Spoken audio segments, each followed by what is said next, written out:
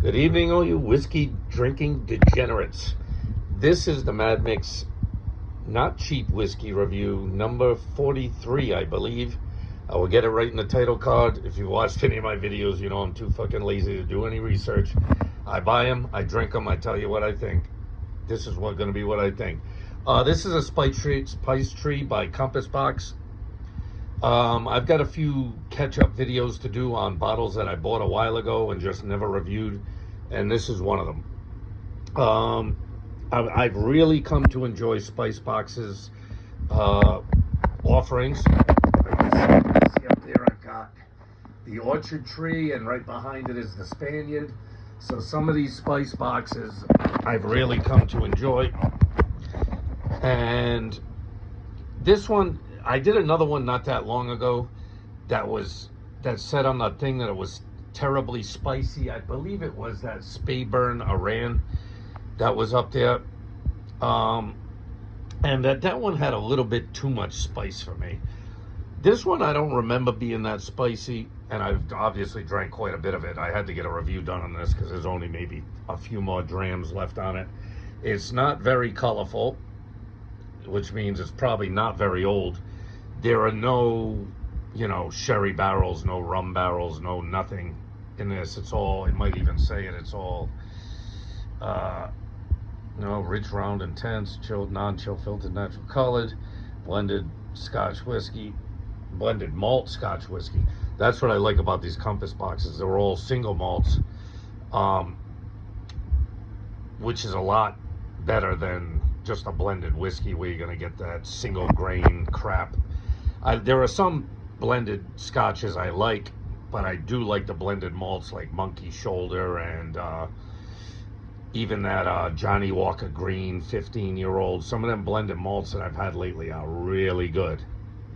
And all of these Compass Boxes seem to be blended malts. They're just single malts from different distilleries blended together, and you get a blended malt instead of a blended scotch, which is some single malts and a whole lot of single grain, which is just the cheap stuff they make for blending.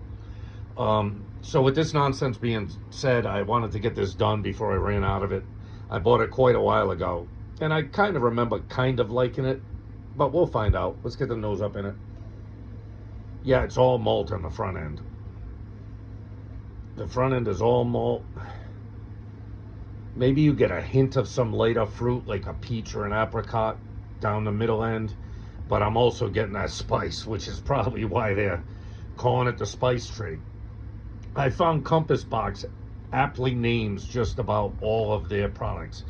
The Orchard Box smelt and tasted like fruit. The Spaniard tasted just like sherry stuff. They do have another one I want to get, which is called the Peat Monster, which I assume, and I'm probably going to be correct, is going to taste smoky. So Compass Box does a good job of letting you know exactly on their label what you can expect from their whiskey. And with this one, that's exactly what I'm getting. You get smacked with the malt right up front, heavy. I think these are all bourbon barrel aged. There is no kind of finish on any of these. You get some kind of light fruit, some kind of much lighter fruit, you know what I mean? Like I said, like peach or nectarine, or maybe even apple, something light, you know what I mean? But it's not heavy at all. It's like you've got to really dig in to find it. And you can get the spice on it too. Like at the back end, it's just like baking spices. I hope it's not as bad. I don't remember it being as bad as that other one, that Speyburn. That was seriously, it was like too spicy on the back end. It was like a spice explosion. I'm hoping this isn't that bad. Enough being said, I talk too much. Let's drink it down.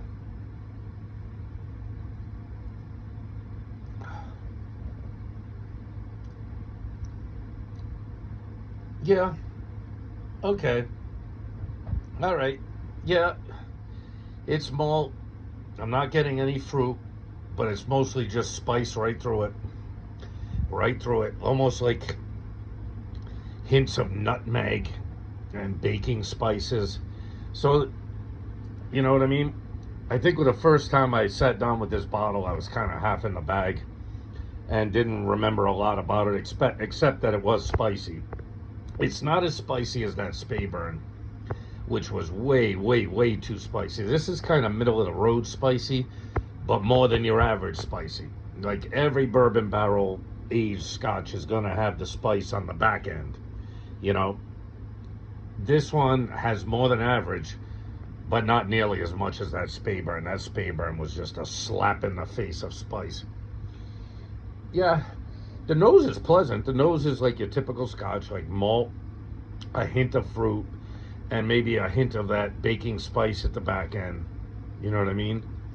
So the nose isn't giving away much. It's not unpleasant. The nose is actually pretty good.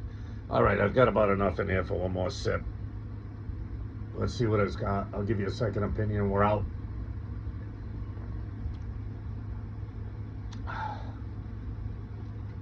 Yeah, I get a little bit, tiny bit more of the fruit, and not as much spice. This is not nearly as spicy as what I think it was. I think it was this Speyburn Iran that had that super duper spice to it. This is not that bad. It's still spicy. So if you don't like that spice that you get at the back of a single malt, I had to put my glass down, sorry for the bad camera work. If you don't mind the spice you get at the back end of just about every scotch, everything put into a bourbon barrel is going to get that spice. Doesn't matter whether it's Irish, whether it's scotch. If they put it in a used bourbon barrel for any number of years, you're going to get that back end spice. It's just there. It's never going to not be there. It's just one of them things that a used bourbon barrel has to offer. I don't think this is as bad as the other one, but it's there and it's heavy. And that's probably why they call it Spice Tree. That makes sense. It's good scotch. It's subtle. It's not a heavy, overbearing scotch. In fact, it's very light. The malt is good. The subtle fruits are fine. And then you get the spice on the back end, maybe taken up a slight notch. Not like that Speyburn. That Speyburn was taken up like 10 notches from what I remember of it. You can go back and watch the review. Do I like it? Yes. Will I buy it again? Probably not. Not for the price. This wasn't the most expensive. I think this was like $55. I'd have to look back. I think this was around $55, whereas the Orchard box might have been around that price, and the Spaniard by Compass box was like in the 60s. So this is lower than some of the Compass boxes, but not as low as some much better whiskeys than this, that's for sure. Would I buy it again? No, I probably wouldn't buy it again. Do I enjoy having had it and tasted it? Yes, because I'm really enjoying these Compass box offerings. This blender or whiskey maker, whatever they want to call themselves, is really coming up with some good stuff, or at least they were. I haven't seen any particularly new offerings from them locally.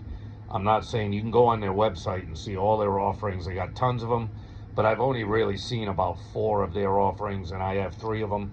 The only one I haven't bought yet is the Peat Monster. I might buy it, but there have been other couple of smoky whiskeys. I saw Smokehead around here. Obviously, I can get all the standard Ardbeg, Laphroaig, Lagavulin, Port Charlotte, all of these other. I could probably even find Kalila if I go and find it, if I go and look for it. There are a lot of smoky whiskeys that I can get around here.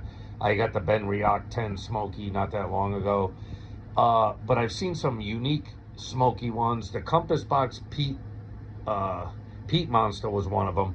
I saw Smokehead, and I saw 1 or 2 other reasonably priced smoky whiskeys. They were probably blends, whether they were blended malts or just straight up blended scotch, I don't know. So I think I'm going to start deep diving into some of the smokier whiskeys, not your average ones that everybody knows about. Finding some of these weird, Islay or Highland smoked peat smoked whiskeys, and maybe get a couple bottles of that coming up, just because I'm in the mood for a change. I've been doing standard scotches for a while now, even all the sherry stuff, all that kind of stuff, and I've enjoyed them very much. But now I think I'm in the mood for a change, especially after having that Johnny Walker 15, the green label. That's a good medium smoky whiskey, medium light smoky whiskey. Well, I think I'm in the mood for a nice, good campfire smoked scotch, or at least one or two of them. So I think that's probably what I'll do next. So I'll either get the Peat Monster from them or the Smokehead that I saw. That one looked like an interesting one, had a skull on the bottle. And they were both reasonably priced, not well priced. They were probably in the 50s and 60s. So we're not talking about cheap whiskey here. So with that being said, the Mad Micks Not Cheap Whiskey review, I believe it's number 43, but Not Cheap Whiskey 43. I'll put it right in the title card. The Spice Tree, I give it an 8.2. Really, I don't mind it. I don't think it's bad. I think it's overpriced for what it is. If it was, you know, a high 40s bottle of whiskey or a mid 40s bottle of whiskey, I'd probably give it a little better rating. It doesn't have much to offer except the spice at the back end and some malt. So, and it doesn't even appear to be, you know, you can see from what's left in the bottle, it doesn't appear to be a very old whiskey. So do I hate it? No. Do I love it? No. Would I buy it again? Probably not. Unless I got it on sale somewhere or something like that, or I got a deal on it. It's just okay. It's another one of them okay scotches that's unremarkable and probably wouldn't buy again. Although I do appreciate what Compass Box is doing. The label is not lying to you.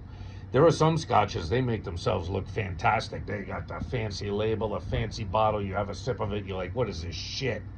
Why did they package shit inside of a fancy bottle and lie to me? Well, I won't accuse Compass Box of lying. The Spice Tree is what it says it is. You know what I mean? It's rich. In some ways, it's round and it's intense. It's definitely intense with the spice. So they're not lying, and they tell you in the name that it's Spice Tree. It's going to be more spicy than anything else. So I do like what Compass Box is doing. It's just that I may not be a total fan of everything they're doing. It is what it is, people. You buy a bottle, you roll a dice, you get what you get. So with that being said, love yourself. Always love and respect yourself. Come on now. You don't love and respect yourself. Who the fuck is going to do it for you, huh? What, are you waiting for somebody to come and love and respect you? Fuck that. Fuck that. Love and respect your family and friends if possible. If they're not annoying the fucking shit out of you. And they do that. And love, not cheap whiskey. I don't really love this one. I just kind of like it. All right. Be good. See you on the next one.